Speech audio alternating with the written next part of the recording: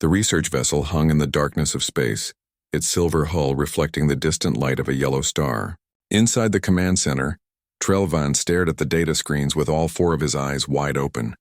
His antennae twitched nervously as he read the planet analysis for the third time.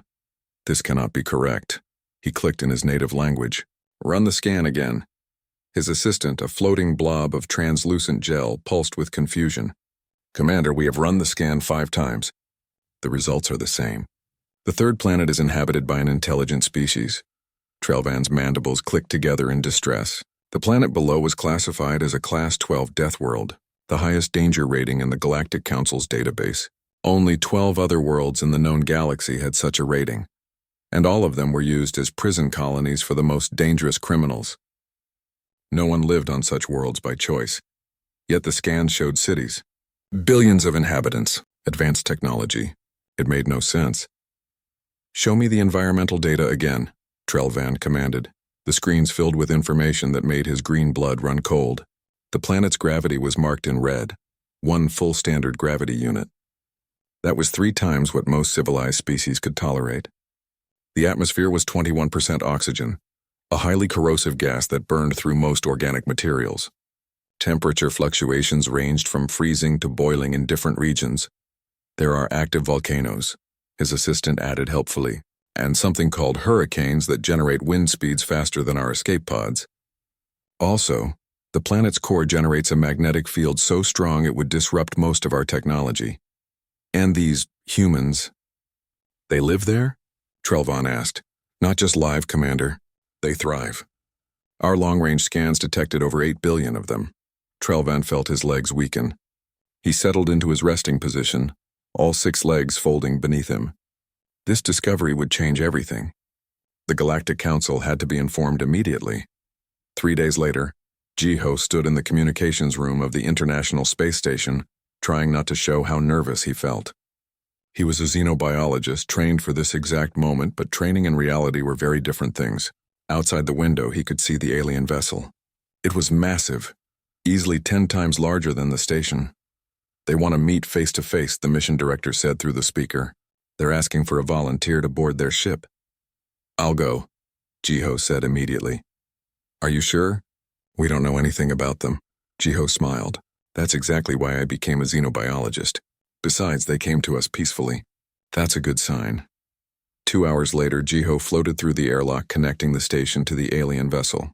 His heart pounded in his chest, but he kept his breathing steady. The airlock opened, and he saw them for the first time. They looked like giant mantises, but with smoother exoskeletons and more delicate features. The largest one stood about 2 meters tall, which Jiho noted was quite tall for an insect-based species. The creature's 4 eyes focused on him with an expression he couldn't read. Welcome, the alien said through a translation device that hung around what might be its neck. I am Trelvan, commander of this expedition. You are very brave to come here alone. I'm Jiho, he replied, offering his hand in greeting, then realizing the alien might not understand the gesture. Thank you for meeting with us. We've hoped for this day for a long time. Trelvan's antennae drooped in what Jiho would later learn was a sign of concern. Jiho, we must ask you many questions. Your planet, Earth, our instruments say it is extremely dangerous. How do your people survive there? Jiho blinked in confusion. Dangerous? I mean, we have some challenges, but humans have lived on Earth for hundreds of thousands of years. It's our home. But the gravity, Trelvan insisted. It is 3 times the standard. Most species cannot even stand in such conditions. Oh, that, Jiho laughed. We're used to it. We evolved in Earth's gravity, so it's normal for us. The alien made a clicking sound that the translator couldn't interpret. And the oxygen? Your atmosphere is filled with it. It is a highly reactive element. Yes, we breathe it, Jiho said slowly, starting to understand. We need it to live. Don't you breathe oxygen? We breathe a mixture of gases with only trace amounts of oxygen, Trelvan explained. Too much oxygen is toxic to most species. It causes rapid aging and cellular damage. Jiho felt a strange mix of pride and concern. Our bodies handle it fine. Actually, we can't survive without it. For the next 3 hours, Jiho answered questions that ranged from basic biology to human culture. With each answer, the alien seemed more shocked. When Jiho casually mentioned that humans often climbed mountains for recreation, Trellvan stopped the interview. For recreation? The alien asked. You climb high elevations where the oxygen is even thinner, in cold temperatures risking falls from great heights. For fun? Well, yes, Jiho admitted. Some people enjoy the challenge. It's called mountain climbing. We have people who do it professionally. Professionally, Trellvan repeated quietly. Your species pays people to risk death repeatedly. We also have astronauts, deep-sea divers, and storm chasers, Jiho added, trying to be helpful. Humans are naturally curious. We like to explore dangerous places. The alien's antennae went completely flat against his head. I need to report this to the council immediately. Jiho, your species is remarkable and terrifying. Terrifying? Jiho asked, genuinely surprised. You live on a world that would kill most galactic species within hours, Trellvan explained. Yet you not only survive, you seek out additional dangers for entertainment. We have never encountered anything like this. Jiho thought about Earth from an alien perspective. The predators, the diseases, the natural disasters. The fact that humans had fought their way to the top of the food chain through nothing but intelligence and stubbornness. Maybe Earth was more dangerous than he had realized. So what happens now? Jiho asked. Trellvan's mandibles clicked in what might have been a smile. Now the Galactic Council must decide what to do about humanity. You have remarkable survival technology to live on such a world. We wish to learn from you and establish formal relations. Jiho decided not to mention that humans didn't have any special survival technology. They were just humans. That conversation could wait for another day. As he floated back to the space station hours later, Jiho looked down at Earth with new eyes. His beautiful blue and green homeworld, deadly enough to be used as a prison planet by alien standards, and humans called it home, he smiled. First contact was going to be very interesting indeed. 3 weeks after first contact, 3 aliens stepped off their shuttle at the Sol landing pad. They wore environmental suits that looked like something designed for a nuclear disaster zone. Each suit had multiple layers of protection, air filtration systems, and medical monitors that beeped constantly. Sora waited at the edge of the landing pad, wearing only a light jacket. The autumn air was crisp and pleasant, perfect weather for a walk. She smiled as the aliens approached cautiously, their movements slow and careful in Earth's gravity. Welcome to Earth, she said warmly. I'm Sora. I'll be your guide today. The lead alien, Nalric, spoke through his suit's translator. His species was made of living crystal, and light refracted through his body in beautiful patterns. Greetings, Sora. We appreciate your hospitality. Is it safe to proceed? Of course, Sora said, puzzled. I thought we'd take a walk through the city. Nothing dangerous, just a nice tour. The 3 aliens exchanged looks that Sora couldn't interpret. They followed her toward the street, moving like soldiers entering a combat zone. Every few steps, they checked their environmental readings. As they walked down the sidewalk, people passed by, going about their daily business. An elderly woman walked her dog. A food vendor called out his daily specials. Children laughed in a nearby park. Normal city life. The aliens, however, seemed to see something entirely different. Are those creatures on leashes? Alrix asked, pointing at the dog. Oh yes, that's a pet dog, Sora explained. Many humans keep them as companions. But our database says these are descended from wolves, one of the other aliens said nervously. Apex predators. You domesticated apex predators and let them live in your homes? Sora blinked. Well, yes. Dogs have been human companions for thousands of years. They're very friendly. As if to prove her point, the elderly woman's dog bounded over to greet them, tail wagging. All 3 aliens jumped back so fast that one of them fell over. The dog, thinking this was a game, barked happily. It's attacking, the fallen alien cried. No, no, Sora said quickly, calling the dog over and petting it. See, he's friendly. He just wants attention. She looked at the elderly woman apologetically. Sorry about that. The woman laughed and continued her walk. The aliens slowly got back to their feet, checking their suits for damage. As they continued the tour, it started to rain. Light drops fell from the gray sky, and people opened umbrellas or pulled up their hoods. Sora enjoyed the fresh smell of rain on pavement. The aliens froze. The sky is leaking, Nalaric said with horror in his voice. Is this a system malfunction? It's just rain, Sora said. Water falls from clouds. It happens all the time. Liquid falls from the sky randomly? Another alien asked. This is a normal occurrence? Yes, we need rain for our plants and water supply. Sora explained. She held out her hand and let raindrops collect in her palm. See? It's just water. The alien stared at her exposed hand like she was juggling fire. Their suits sealed tighter, and warning lights blinked on their chest panels. They continued into a shopping district, and Sora decided to show them a restaurant. They climbed the stairs to the second floor, and she noticed the aliens were breathing heavily despite their suits' assistance systems. Inside the restaurant, Sora ordered tea and snacks. When the food arrived, she offered some to her guests. This is a common human food, she explained, holding up a rice cake. Very mild and safe. Nalric scanned it with the device. His crystal body flashed red. This contains complex carbohydrates that would take my species 3 days to digest. How do humans process this? We just eat it, Sora said, demonstrating. It takes a few hours? Hours? All three aliens said at once. Your digestive system operates at speeds similar to our industrial chemical processors, Nalric said quietly. This is not normal biology. The situation became more interesting when Minho arrived. He was Sora's friend, a fitness instructor who had volunteered to demonstrate basic human physical capabilities. He jogged up the stairs, not even breathing hard, and greeted everyone with a bright smile. Sorry I'm late, Minho said. I ran here from the gym. You ran? Nalric asked. In this gravity? For recreation? Sure, Minho said easily. I run about 10 kilometers every morning. Good exercise. He didn't notice the aliens backing away slowly. To demonstrate human movement, Minho did a few simple exercises. He jogged in place, did some jumping jacks, threw a ball against the wall and caught it. Simple things. Normal human movements. The aliens watched in silence. After a few minutes, Nalric spoke in a shaking voice. Could you do that throwing motion again? Slowly? Minho tossed the ball underhand, gently. The aliens huddled together, speaking in rapid clicks and chimes that the translator didn't catch. Finally, Nalric turned back to the humans. We have calculated the force of that throw, he said. In our home gravity, that same throw would have sent the ball into orbit. Sora and Minho looked at each other. Really? Minho asked. Your muscle density is approximately 4 times what we considered biologically possible. Nalric continued.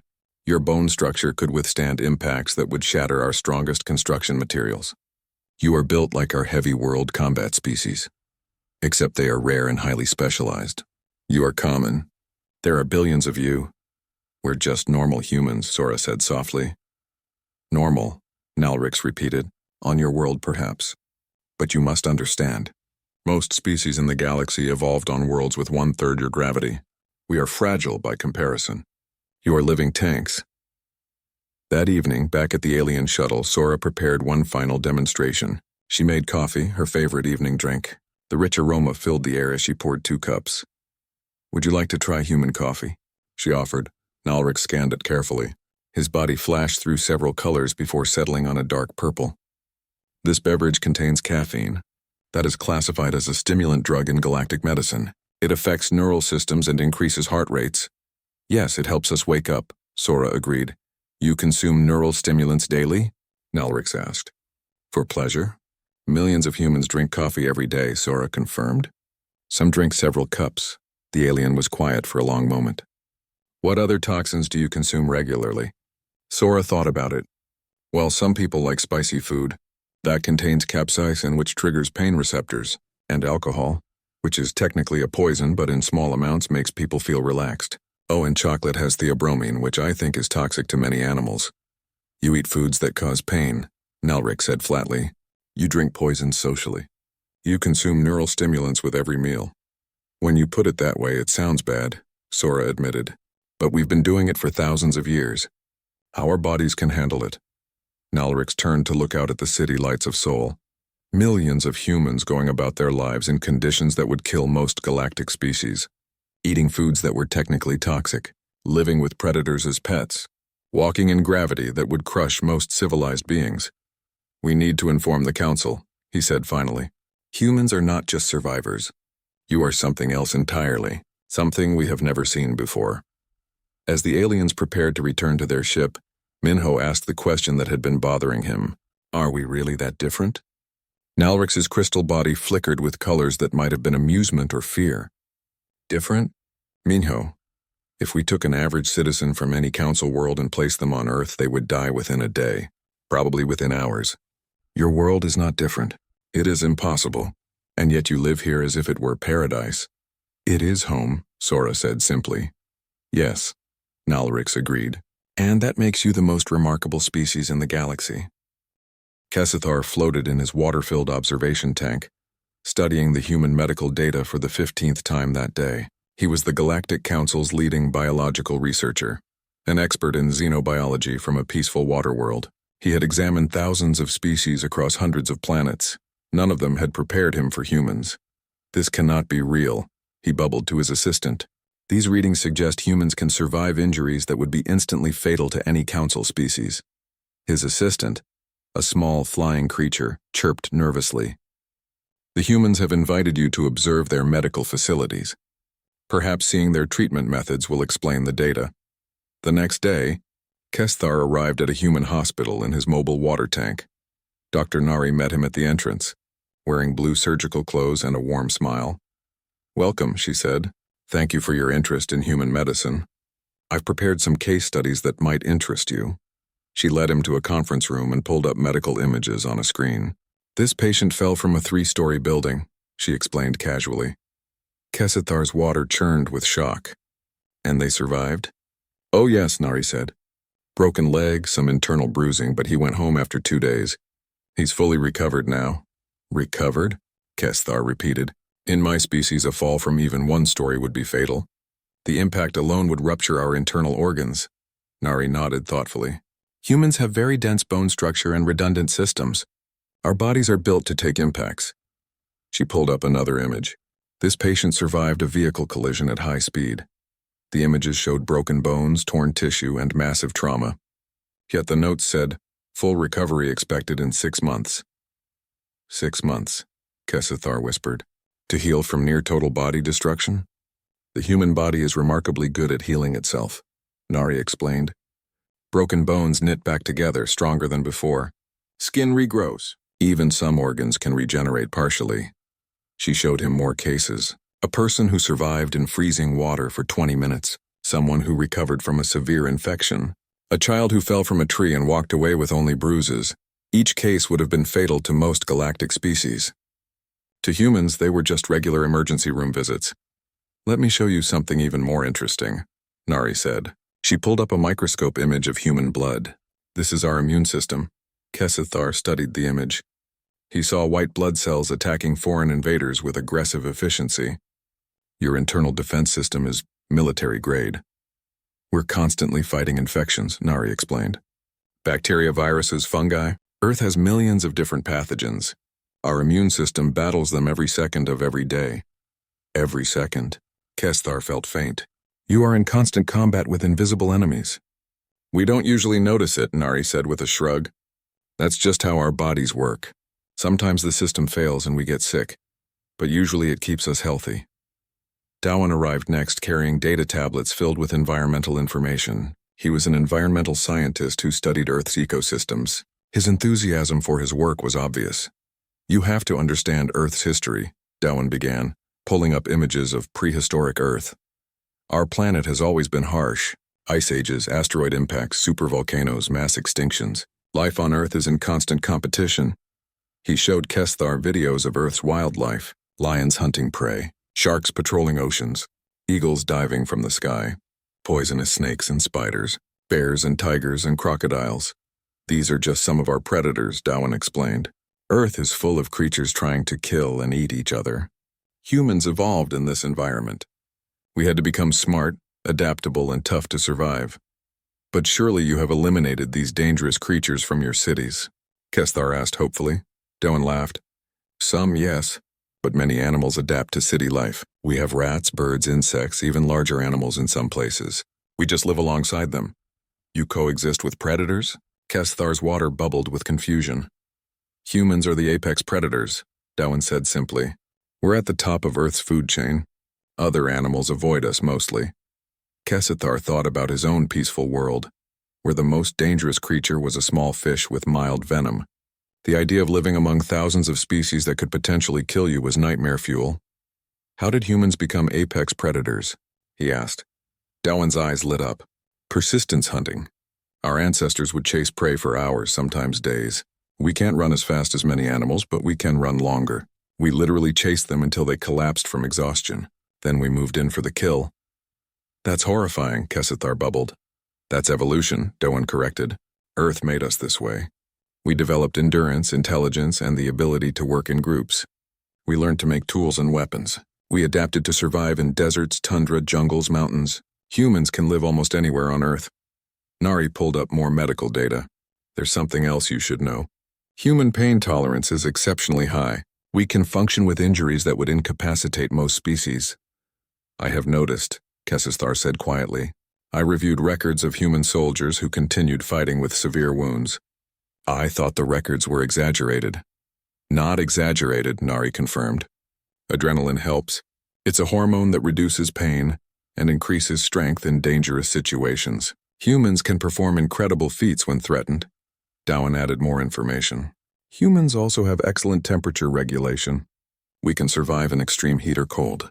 We sweat to cool down, which is unusual in the galaxy. Most species cannot regulate body temperature efficiently. We can hold our breath for several minutes, Nari continued. We can see in relatively low light. Our hands can manipulate tiny objects with precision or grip with crushing force. We have excellent balance and spatial awareness. Kesthar listened to the list of human capabilities, each one more impressive than the last. Humans were not just survivors. They were perfectly designed predators who had learned to use their abilities for building civilization instead of hunting. What about human reproduction? He asked. Your population grows very quickly.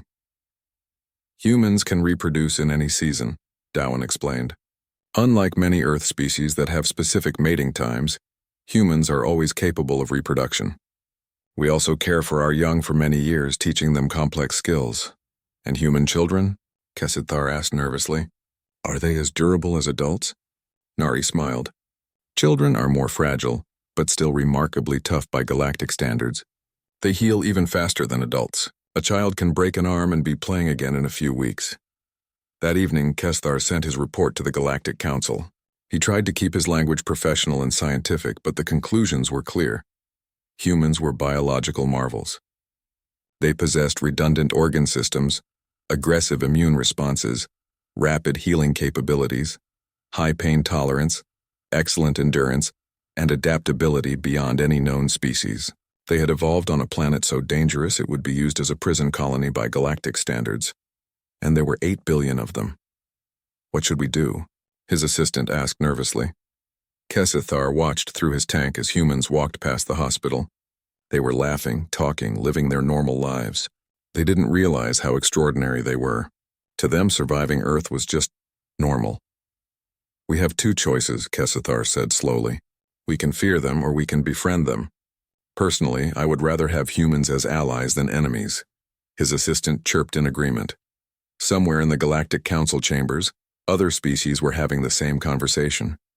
Some saw humans as threats, others saw opportunity. But everyone agreed on one thing. The galaxy had just become much more interesting, and much more dangerous. Vrix perched on his custom stand in the Human Cultural Center, his feathers ruffling nervously. He was a cultural observer from a peaceful avian species, and his job was to understand human society. After 3 weeks on Earth, he understood less than when he started. Hana entered the room carrying a stack of books and a tablet. She was a historian who had volunteered to explain human culture to curious aliens. Her friendly smile had put Vrix at ease during their first meeting, but now he knew enough to be properly terrified. Good morning, Vrix, Hana said cheerfully. I brought some materials to help explain human history. I'm not sure I want to know, Vrix chirped honestly. Everything I learn makes humans seem more frightening. Hana laughed. We're not that scary. We're actually quite peaceful nowadays. That word, Vrix said carefully. Peaceful. I have studied your history. I do not think it means what you think it means. Hana's smile faded slightly. Ah, you've been reading about human conflicts. Conflicts, Vrix repeated. Your species has been at war for most of your recorded history. You have fought thousands of wars. Millions have died in combat. You developed weapons capable of destroying your entire planet. Yes, Hana admitted quietly. Humans have a violent history. We're not proud of it, but you survived, Vrix continued. You survived ice ages that should have killed you. You survived diseases that wiped out massive portions of your population. You survived yourselves. How? Hana sat down and thought carefully about her answer. Humans are stubborn. When things get bad, we don't give up. We adapt, we learn. We remember our mistakes and try to do better. She pulled up images on her tablet. This is from World War II, one of our most devastating conflicts. Afterwards, humans created the United Nations to try to prevent such wars. We didn't always succeed, but we kept trying. You recorded your own violence? Fricks asked. You documented your failures? Of course, Hana said. How else can we learn from them? We study history so we don't repeat the same mistakes. We teach children about past wars so they understand the cost of conflict. Vrix's mind struggled with this concept. Most species in the galaxy tried to forget their violent pasts. Humans remembered theirs in detail and learned from it. The door opened and Taiho entered carrying bags of food. He was a chef who had offered to prepare a meal for the alien visitor. The delicious smells made Vrix's stomach rumble despite his nervousness. I hope you're hungry, Taiho said warmly. I made some traditional Korean dishes. Very mild, nothing too spicy. He set out small dishes of rice, vegetables, and soup. To human standards, the food was bland and gentle. To Vrix's sensors, it was concerning. This soup contains capsaicin, he observed. Even in small amounts, this is a chemical weapon for my species. Taiho looked surprised. Really, but this is the mildest soup I know. I didn't add any hot peppers or anything. Natural vegetables contain trace amounts, Vrix explained. Humans have developed tolerance to levels that would cause severe pain to most galactic species. Taiho tasted the soup thoughtfully. I never thought about it that way. To us, this is just food.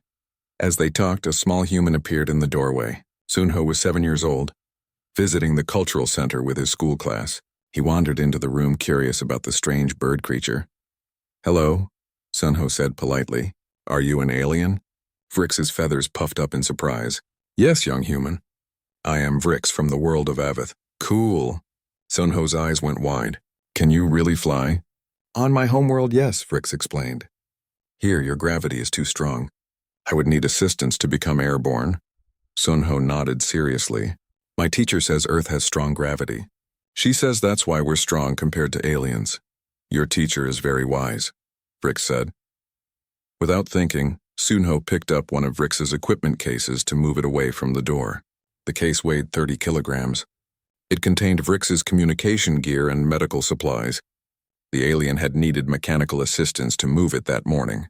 Sunho lifted it with both hands, moved it to the side, and set it down gently.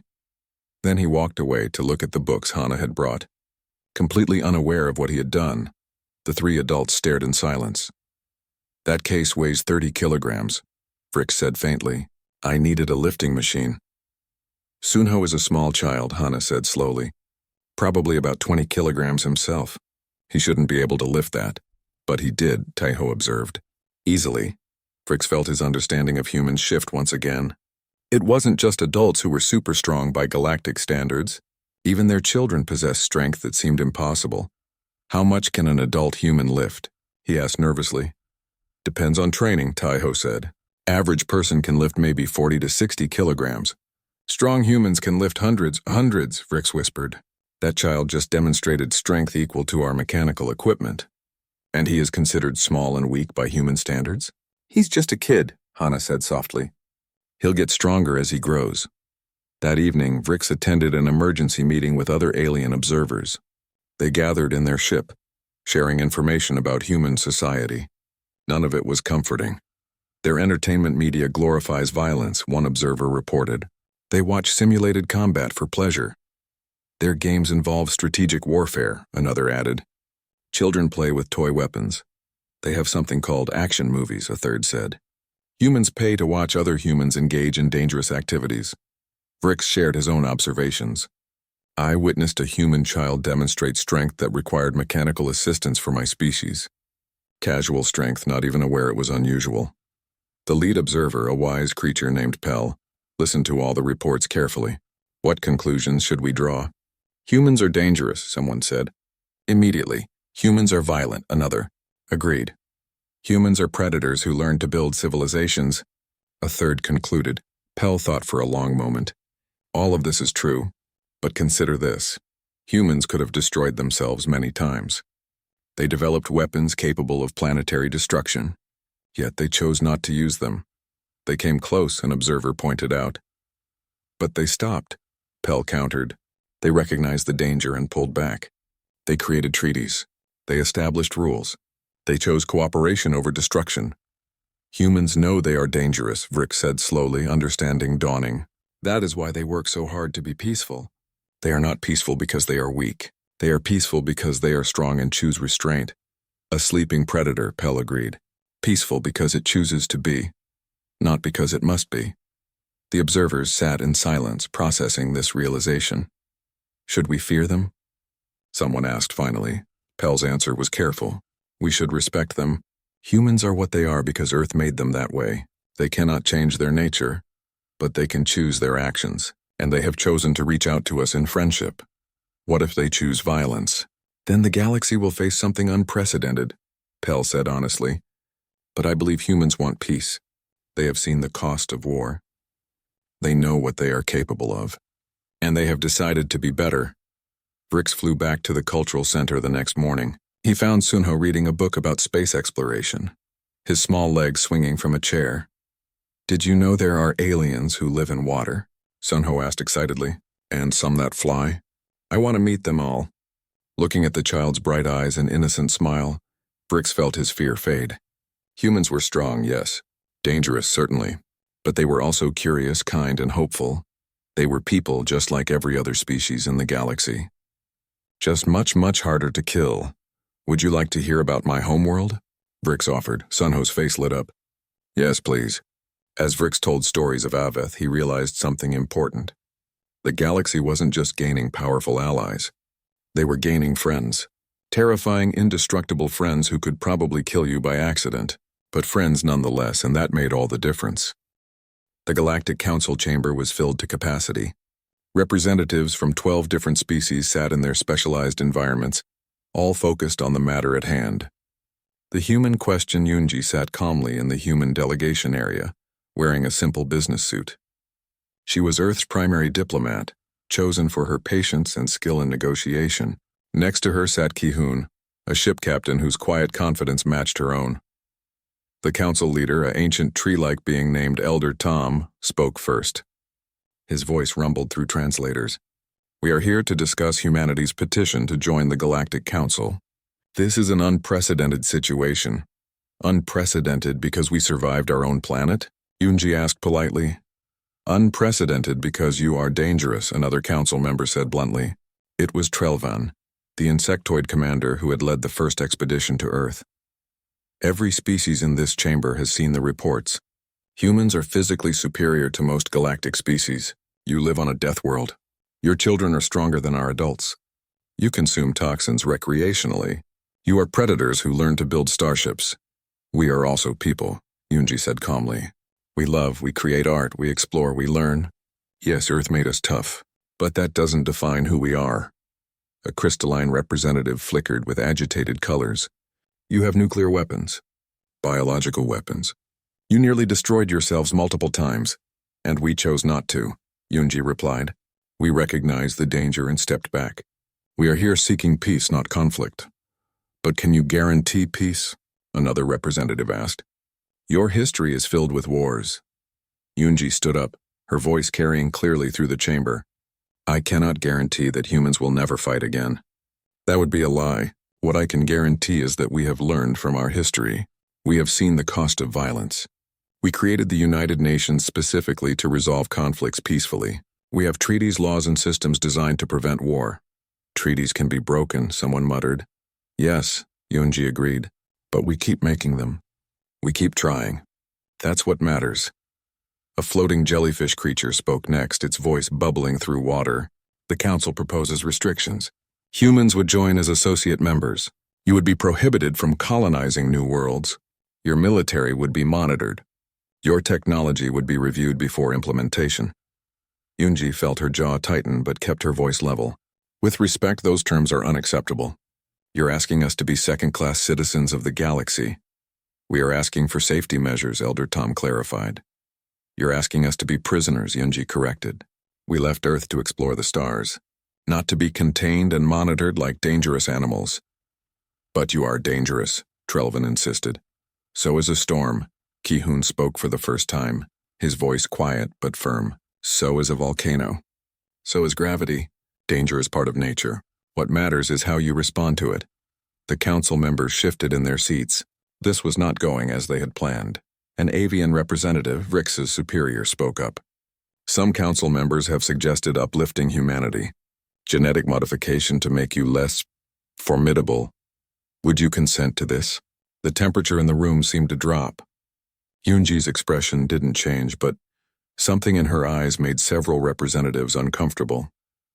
Let me be very clear, she said softly. Humanity will not accept forced genetic modification. We are what Earth made us. You don't get to decide that we're too strong or too dangerous and change us to suit your comfort. Then what do you suggest? Elder Tom asked. Yoonji took a deep breath. I suggest you trust us. Judge us by our actions, not our capabilities. We have come here in peace. We have shared our technology. We have been open about our history, good and bad. We ask only for the same rights and responsibilities as any other council member.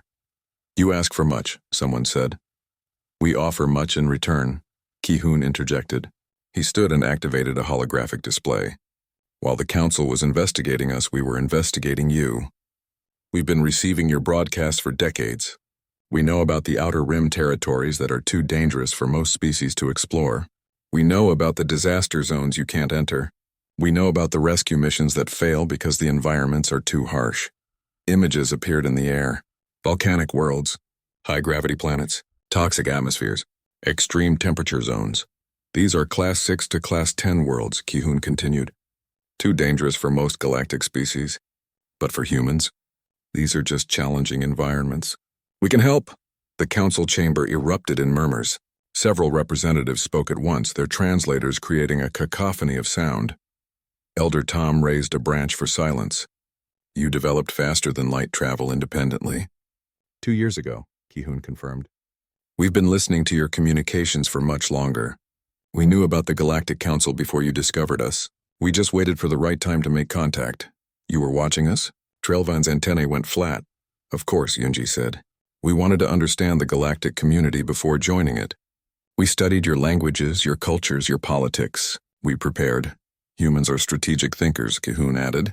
Earth taught us to plan, to adapt, to survive. We don't rush into situations blindly. A long silence followed. The council members processed this new information. Humans had been watching them, learning, preparing. For years. It was both impressive and unsettling. Finally, Elder Tom spoke. Why should we trust you? Yoonji smiled. Because we're choosing to be here. We could have continued developing alone. We could have built our own empire. But we chose to seek out other civilizations. We chose cooperation. That choice defines us more than our strength ever could. Pretty words, a skeptical representative said. Then let us prove it, Ki-hoon offered. There's a mining colony in the Theta sector. It was abandoned after a volcanic event made the planet unstable. 14 alien colonists were left behind because rescue ships couldn't land safely. The council chamber went very quiet. We've monitored the situation, Ki-hoon continued. The colonists have 3 weeks of supplies left. Standard rescue protocols have failed twice. That world is Class 7, Elder Tom said slowly. The conditions are lethal. To most species, Yoonji agreed. Not to humans. Give us permission and we'll bring them home. The council deliberated for 2 hours. Finally, they agreed. A human rescue ship launched within 6 hours, much faster than any council vessel could have prepared. Ki-hoon commanded the mission personally. He took a crew of 5 humans and landed on a planet that registered as extremely hazardous on every scale. Active volcanoes, toxic air, crushing gravity, temperature extremes. His crew wore light environmental suits and worked efficiently. They found the colonists in a reinforced shelter, their supplies nearly gone, their hopes fading. Earth rescue, Ki-hoon announced. We're here to take you home. The 14 aliens stared at the humans in disbelief.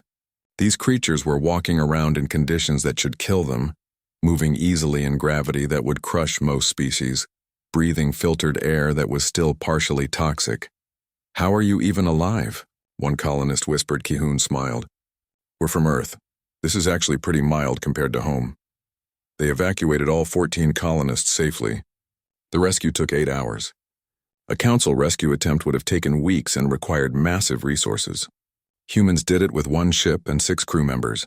The footage of the rescue was broadcast across the council network. 3 days later, the Galactic Council reconvened. This time, the atmosphere was different. Yunji and Ki-hoon sat in the same seats, but they were no longer being judged. They were being reconsidered. The council has reviewed your rescue mission, Elder Tom said. You saved 14 lives in conditions that would have killed any council rescue team.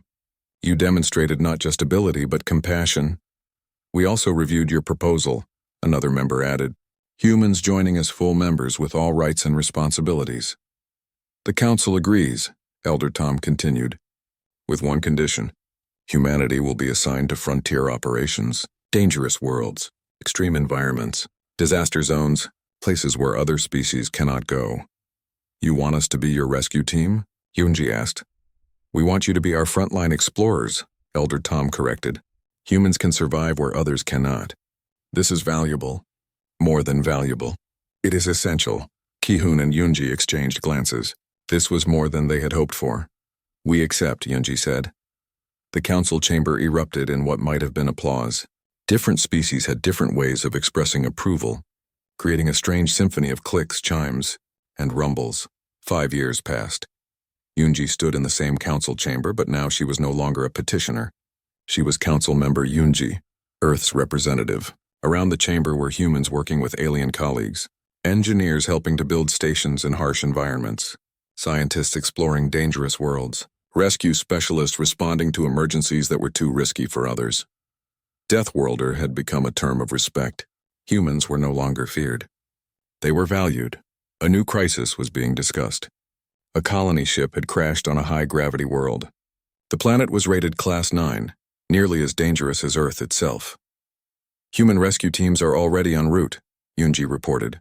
Estimated arrival in 12 hours. Can they handle Class 9 conditions? A newer council member asked.